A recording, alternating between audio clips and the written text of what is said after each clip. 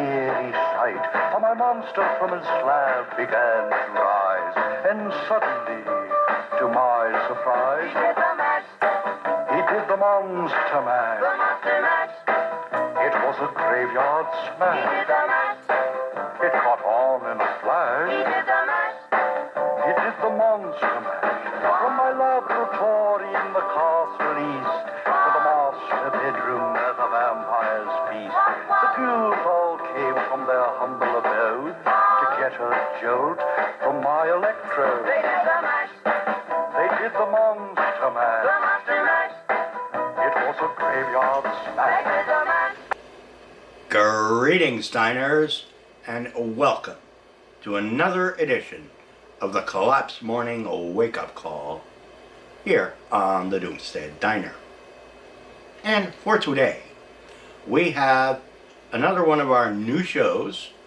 It goes along with Prometheus Rising, our trucking show, and the Cooking Zone, our cooking show. And this show is going to be hopefully a regular feature here on the diner with myself and my compatriot, fellow diner, and former host of the Collapse Cafe with me, Monsta 666, and we're calling our new show the Aryan Monsta Mash. It's a graveyard smash. And we'll just be shooting over the latest in Collapse news from around the globe. Whatever we end up talking about, it's going to vary, right? All right, so with all that said, and no further ado, Monsta, good to see you again. Yeah, how you doing? Thanks. Feeling better these days. I'm glad to hear that.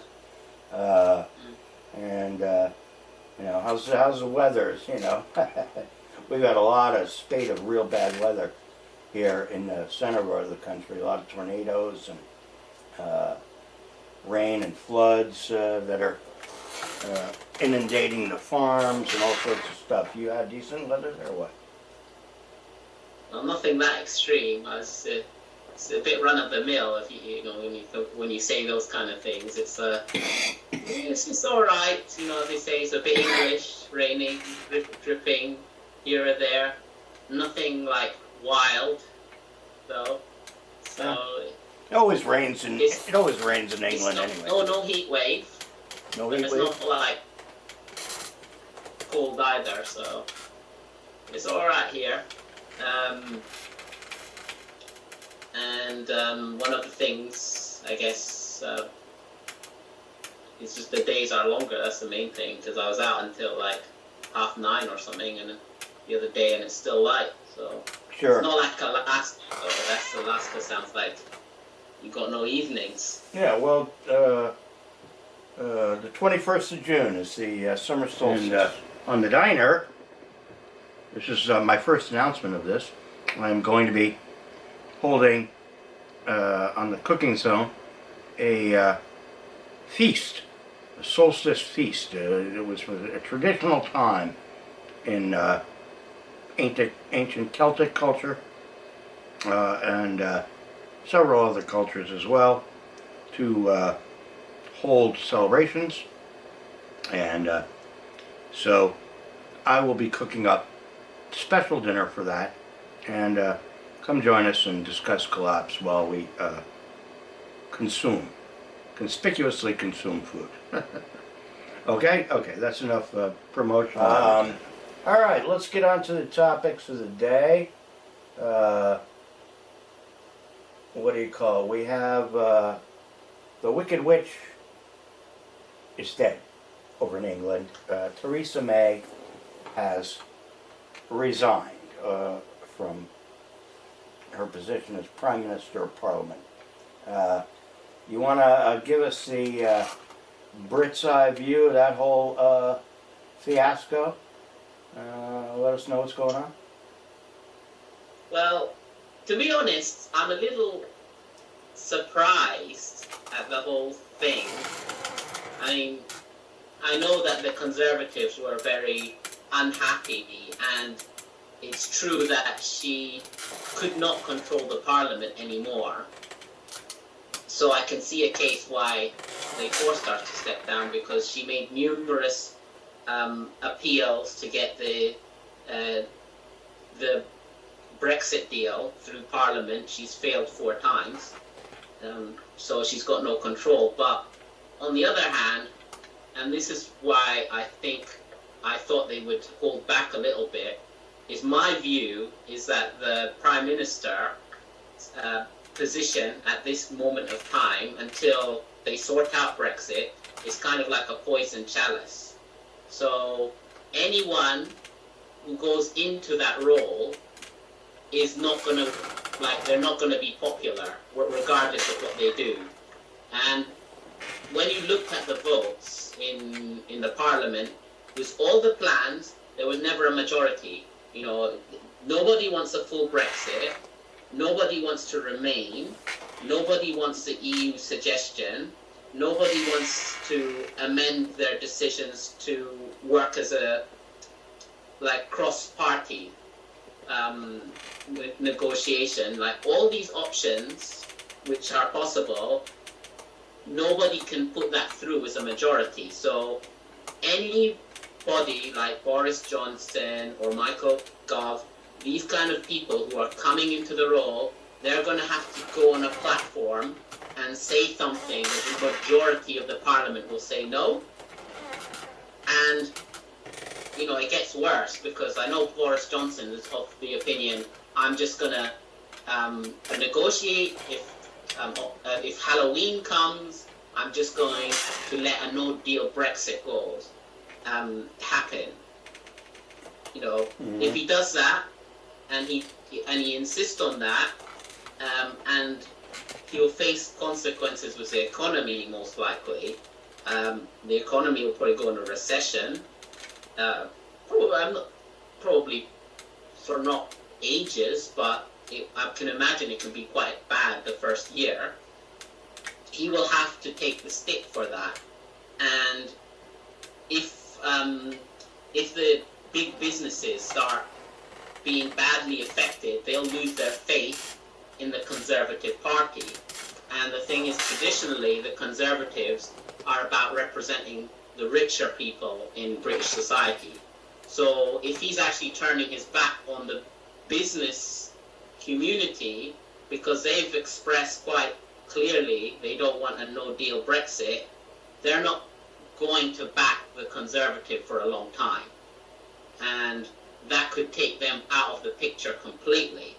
So well, they've already lost a lot of seats. I don't know what kind of legacy he's going to get out of this, these people coming up. And this is why I thought if they were smart, they would say, look, I know Theresa May's position's impossible.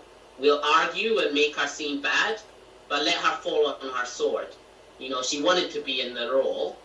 Just let her be in the role and let Brexit happen, and then give her all the flack. You could come mop up later and say, we're just fixing her mess. If I did it this way, it would have been much better. But, after the fact, you can never... Yeah, but they can't just, let Brexit happen with Theresa in the driver's seat, because she will not let a no-deal Brexit go through. But neither can she strike a deal that anybody will accept.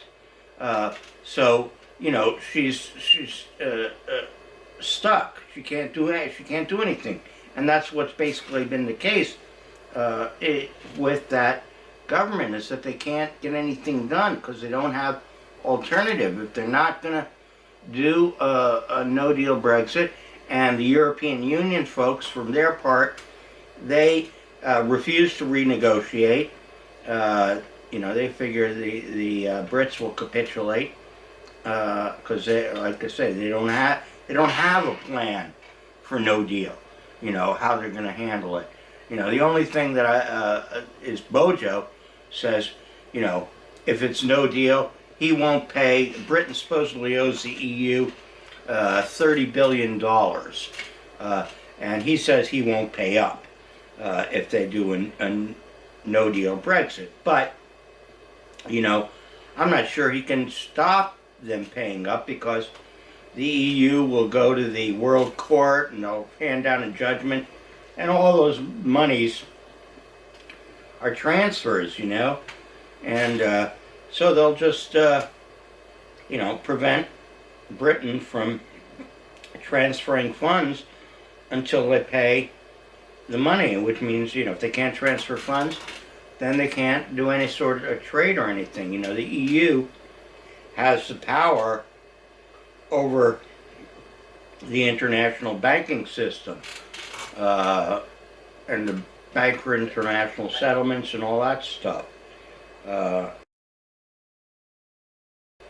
That's where that center of control is. You know, it's all about the economics, all about the money. So, you know, Theresa May was not able to come up with anything that would work. And, you know, when we talked earlier, you know, we said, well, she didn't really resign. She was, you know, forced out. And that's true. You know, she was forced out. She was in tears and so forth. But you know, this way, resigning, the other way, if she hadn't done that, then there was probably enough votes in her own party for a vote of no confidence, and she would have been booted out on her ass. And then she really would have left with no dignity, you know? So... The thing I was a bit unsure, sorry to interrupt. No, go ahead. The one thing I was just unsure about is she did have a vote of no confidence around December last year. Yeah. Yeah. And she survived that vote. Yeah, she did. And the rule is you cannot challenge the Prime Minister for 12 months after they survive a vote of no confidence. Oh, okay. So she could have lasted till that's December. one thing I would say. Yeah, and the Brexit date is October. So, but, you know, if she can't get anything done before October, then, you know, what happens? Nobody knows, you know. They won't do a no-deal Brexit, and they don't have, the government won't accept the deal that she has negotiated, then what do, right? You know? You know what the EU are good at, though? I'm sorry? You know what the EU are good at? Yeah, they're good at... They're good at kicking the can down the road. Yeah, well, you know, that's the job of all these governments these days, is to, you know, kick the can down the road. You know, it remains to be seen whether the can be kicked this time, and how far. And that's the main question. All right, so let's move on from Theresa, and because she is basically done. So you're going to get a new prime minister, and you know, here in the fascist states of America, the candidate that has been mostly talked about as the favorite is Boris Johnson, the former mayor of London, the guy who looks like, you know, Dumb and Dumber or something. I don't remember the guy. A bit dopey. Yeah, the blonde-haired guy. It's, you know, wild hair. Yeah. And he was a pro-Brexiteer, along with Nigel Farage and so forth, when the original Brexit campaign before the referendum. And as I mentioned before, I think he says he won't pay up the $30 billion that they owe, and he'll pull Britain out. So I at least know a little bit about his policies. But then there are half a dozen, I think I read there were 11 potential candidates now for Prime Minister in the Conservative Party, the Tories. I've heard about Andrea Leadsom and Jeremy Hunt and Michael Gove, and I don't know who else is running. What kind of, do you know much about their positions, policies, you know, who besides Bojo is favored or is polling high or what, any of that stuff? I mean, the ones that have captured most of the limelight at this time is Boris Johnson, Michael Gove, and Jeremy Hunt. There might be 17 people, but that's like, I would say 80 or 90% of the attention is focused on those three guys. I think Boris Johnson is a little bit controversial because he sort of like, he's got that image, he's just been fed a silver spoon. He doesn't really like work that hard, and he's kind of like not with it there. And the other thing that's concerning, I think, for some people is he's a bit too friendly with Trump.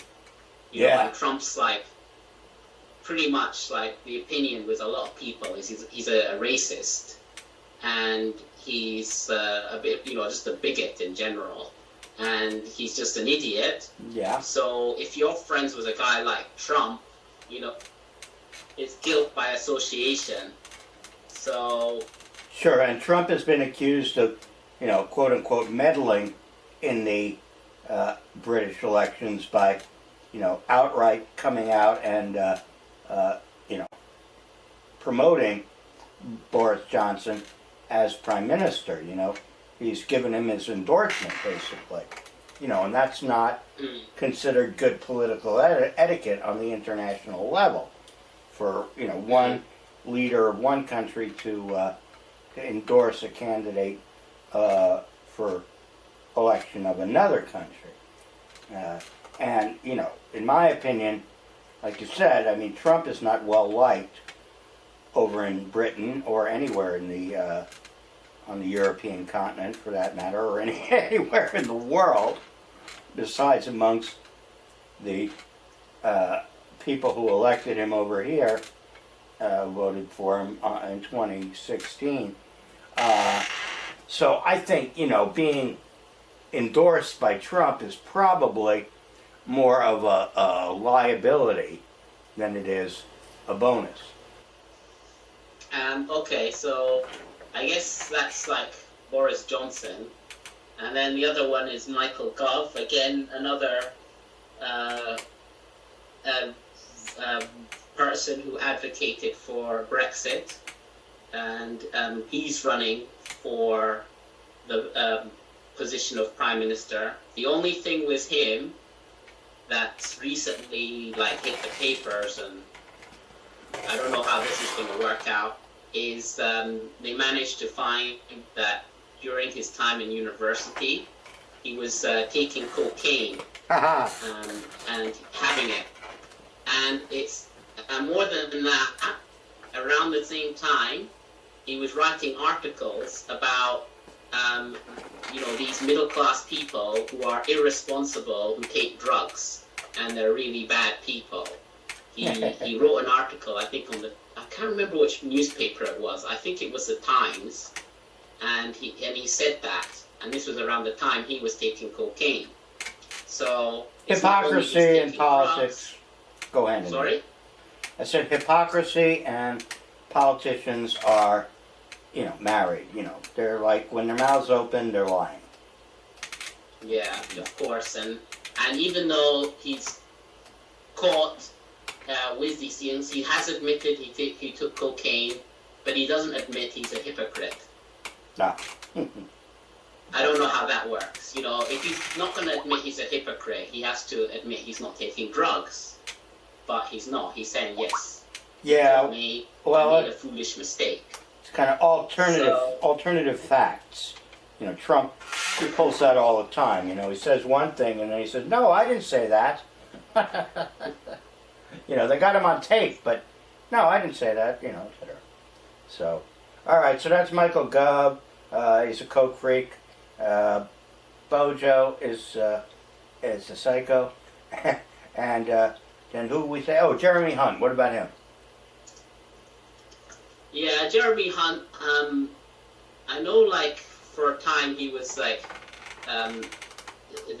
head of health, the health secretary, and more recently he's Secretary of State for Foreign Affairs. I don't know about his latest role, how he was, but I know he did cause a lot of controversy when he was the health secretary. He tried to negotiate deals with doctors, and it didn't go very well, and it actually resulted in industrial action, which was a first. Doctors don't normally go on strike. So he's quite confrontational when he was in that role, and he didn't really interact with his community, the health community. He just says, you say as I do, and that's it. So I don't know exactly about his political position, but if that's his leadership style, I'm not sure how that's going to work, particularly if the Conservative Party are in a situation where they've got a very slender majority, or even a hung parliament like it is now, where they depend on coalitions and things. You need to be someone who's open to negotiation, especially with the Brexit situation. So I don't know how suitable he would be. He might have been a better candidate if Conservatives were in a more commanding position, but their position in Parliament and in Europe is rather precarious. So it's a bit iffy. So we just have to see what happens, really. Yeah. But I know definitely, from my background, my family background, my family works in the NHS, and they all hated Jeremy Hunt when he was Secretary of Health. So I don't know how he's going to get votes in that sort of demographic. Not from that group of people. Right? And similarly over here, it's with all the trouble that our farmers are having and so forth, not just due to the weather problems that I mentioned to you before we got the show rolling, but also the trade war with China. That area of the country, was basically, the people that got Trump elected in 2016. And it's, hard for me to imagine how, given the havoc that what Trump has been doing is creating on the trade level. It's hard for me to imagine how these people will vote for him again, but you can't measure real stupidity. So, it remains to be seen how that whole election is going to go. But that does bring up, gotta quit smoking. That does bring up the question of the trade war that is ongoing now. Primarily between the FS of A and China, Fascist States of America, as I like to refer to this country, and but it's having knock-on effects, obviously, all over the world. It's had knock-on effects on the stock markets all over the world, and there's a lot of blustering on both sides going on due to it. What are your takes on the trade war as it's evolved so far? What have you seen in Britain? Because Britain obviously has a lot of trade with the United States. I don't know if I think the biggest trading partner for Britain is the EU, of course. But then after that, I don't know, do they trade more with China or do they trade more with the USA? Do you hear much about the trade war issues in Britain? Yeah, we hear about it. I think the thing is, with that one, Britain is trying to take a neutral path, or as neutral as you get. They they don't want to follow the American line and just ban all Chinese telecommunications, because I think the thing that's really hogging the spotlight is this Hawaii thing, or it was at least 2 or 3 weeks ago, and their stance was that in terms of the core infrastructure, they wouldn't be part of that for security reasons, but beyond that, they can still operate with the country. I think it's like they try to look at this in a balance, because on the one hand, America's mentioning security, Britain is part of the Five Eyes intelligence network, and if they are part of the core, potentially they're compromised, at least from the outside they're compromised, right. And that could be a problem. But then at the same time, they're thinking, if China's leading the way in this new technology, and we shun them completely, we might fall behind technologically, and that will harm us in the long run. So it's all about risk and benefits. So it's kind of a measured approach, because I know in Australia, and I think Canada as well, they're following the American line. Like they're saying, we're banning all these products, and also, I'm not sure if they're banning Huawei phones, but definitely the 5G technology. Britain is just trying to, play it in the middle so they don't piss either party off. Yeah, it's not just, the consumer phone, the consumer phones that are, at issue here. There's trade between these big companies, these, multinational companies like Qualcomm and Apple and so forth, that use the chips and so forth that are often made in China. And at the same time, China buys software, the designs and so forth from Silicon Valley here in the FS of A. So you got all these companies, Microsoft and whatnot, that have trade agreements there, and those companies are being forced to stop trading and selling to Hawaii. So these knock-on effects, go far beyond just, are we going to buy their phones or not? It's the whole technological infrastructure there that's also interconnected. It goes back to supply chains and correlates, and how if, Huawei can't get one part or one piece of software from somebody else who's now banned from trading with them, then that means, a dozen products down the line can't be produced. So, it's a very deep issue that I think a lot of people don't grasp how deep it goes.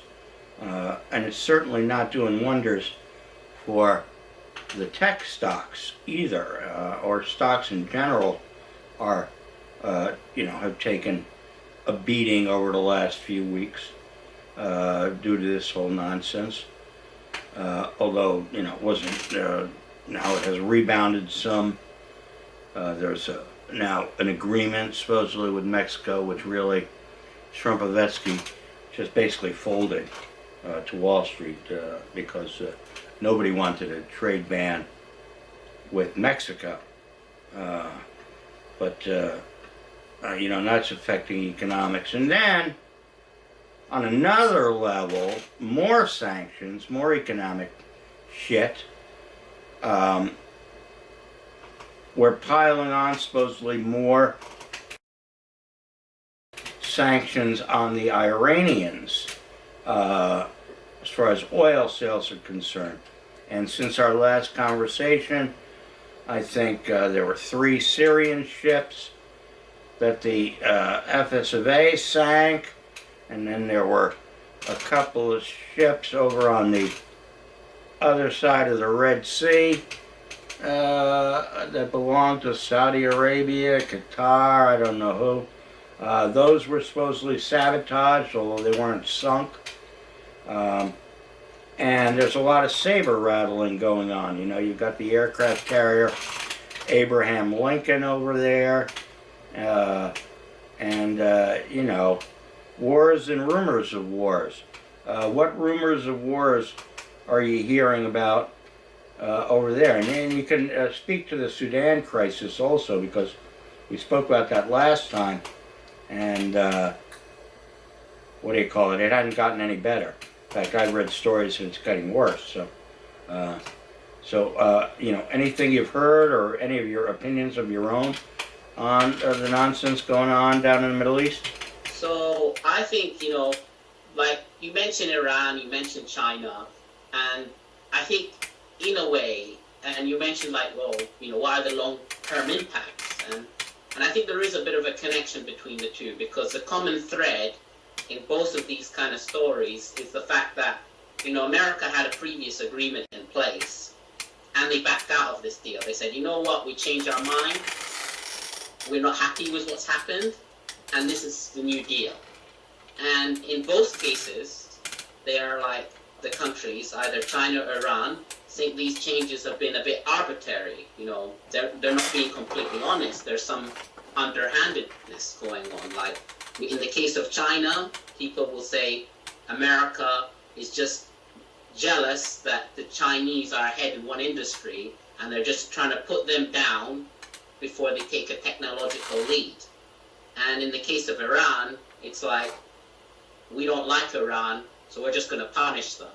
You know, and the problem with that is like, once you have this sort of reputation for pulling back on deals, how is China going to negotiate with you in the future? They might think, you know what, America's an unreliable partner. I will be more willing to deal with X, Y, and Z. So I think that's the long-term impact there. Mm-hmm. In terms of the Middle East and Iran, I'm not sure what Iran's going to be thinking, but I think they will probably just feel like they would just ride this out, because at the end of the day, we don't know for sure how long Trump is going to be there. If he's just there for another year, potential he's only there for one more year, why saber rattle? Just wait for someone like, I don't know, one of the Democratic candidates like Bernie Sanders, Joe Biden, or whoever could be the president, and they might change their stance. You know, why kick up a storm now, sort of thing. Right. So that's what I think with Iran. Right. So they'll try and bide their time and kick the can down the road until, you know, the 2020 elections, and hopefully World War III doesn't start before then. At least take stock until 2020, yeah. Right. And just and if Trump is there still, then yeah, it's going to be a problem.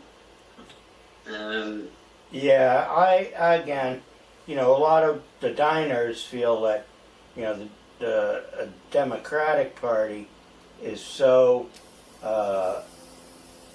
in, you know, confusion and disarray, and has so many different factions now. You got the progressive group of people, and then you got the you know, sort of what they call centrists, but you know, they're basically righties in drag.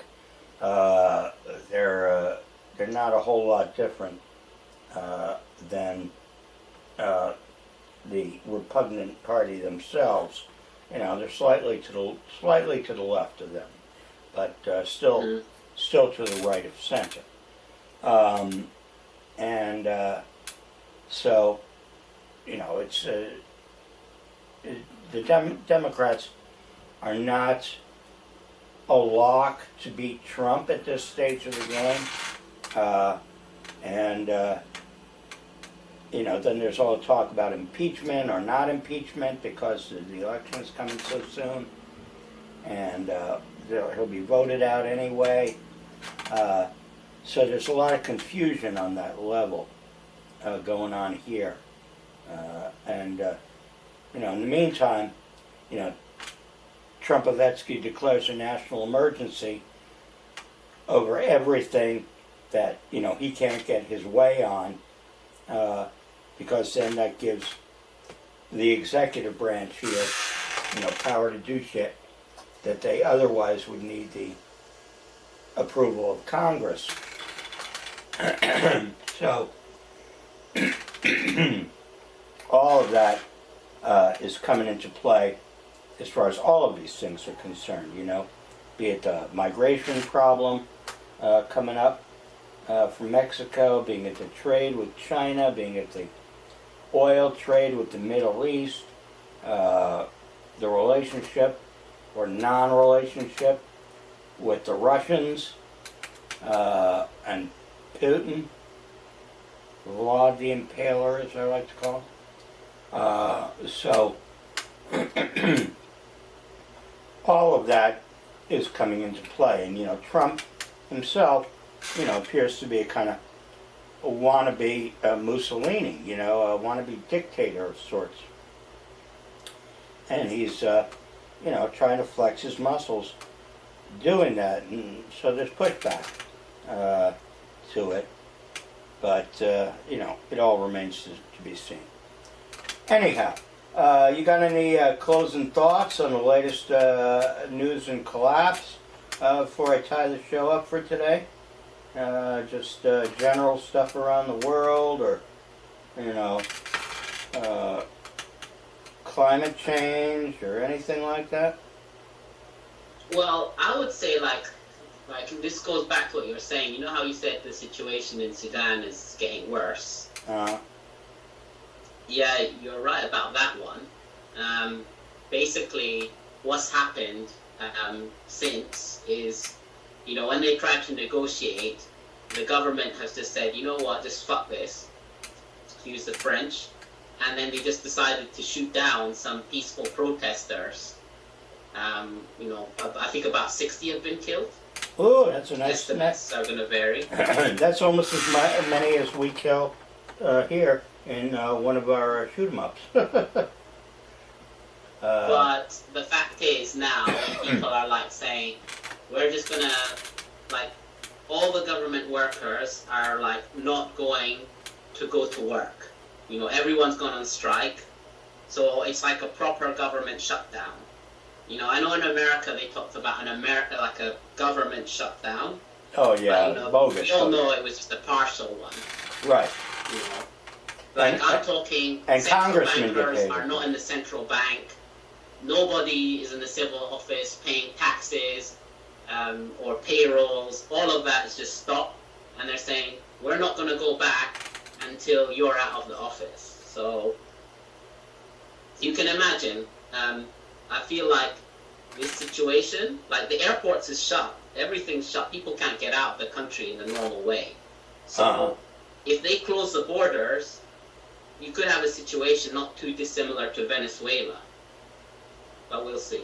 That's a potential collapse story. Yeah, I would in the making. I would think so, and especially because their financial situation, not just internally, with so many people not going to work, they obviously also won't get paid themselves, right? During this time, and then the government's ability or the national ability to acquire goods from overseas, and we know that Sudan imports a large percentage of its food. That's of course one of the main problems in Venezuela. And then how will the currency fare there? They're I don't know, what do they use, a Sudanese dollar, or what do they call the money over there? It's a Sudanese pound. Sudanese pound, okay.